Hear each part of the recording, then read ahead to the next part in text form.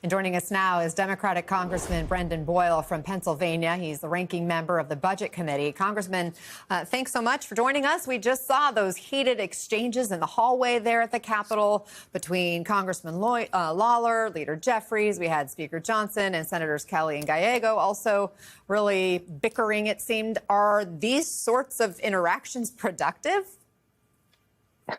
Well, first, I'm just glad there were two Republicans in the building yesterday, because I was in Washington, D.C., despite the fact that the Republican speaker canceled session for last week and canceled session for this week. I saw plenty of my Democratic colleagues. We actually held a steering and policy committee hearing talking about what is facing the American people in terms of the biggest health care cut in American history.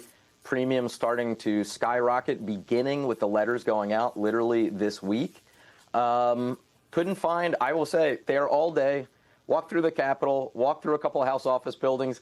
I didn't see one Republican around. And I want to underscore how unusual that is. I've been through, unfortunately, I've been through a few of these government shutdowns. It was always the case in previous ones. We were in session around the clock, negotiating and attempting to get an answer, attempting to get to yes and reopen the government. Here you have Republicans who have shut down session and still to this day refuse to negotiate with us. I know you spoke at a federal employee union rally this week. We are now 9 days in.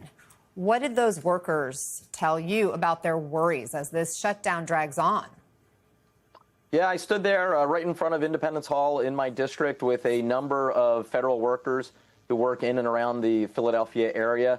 And I was really impressed by their resolve, because it's one thing for a member of Congress to be in this fight, but for federal workers who are actually risking and going to work every day and not getting paid, to actually say, keep it up, keep fighting. We need to end the government shutdown, but we also need to prevent tens of millions of Americans from either losing their health care or it becoming so unaffordable that they lose it anyway.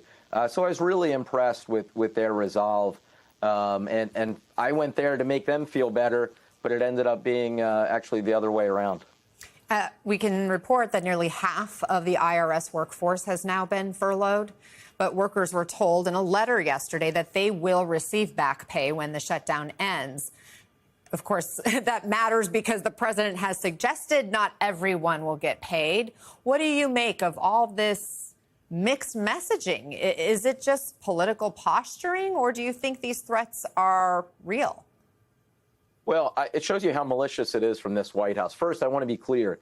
It is federal law that any federal worker who is showing up right now, going to work, doing their duty, does eventually get paid once the government reopens. So it is outrageous that this White House and this president would threaten federal workers who are showing up for their jobs, saying to them, oh, even when the government reopens, we're not going to send you the check. We're not going to send you the direct deposit.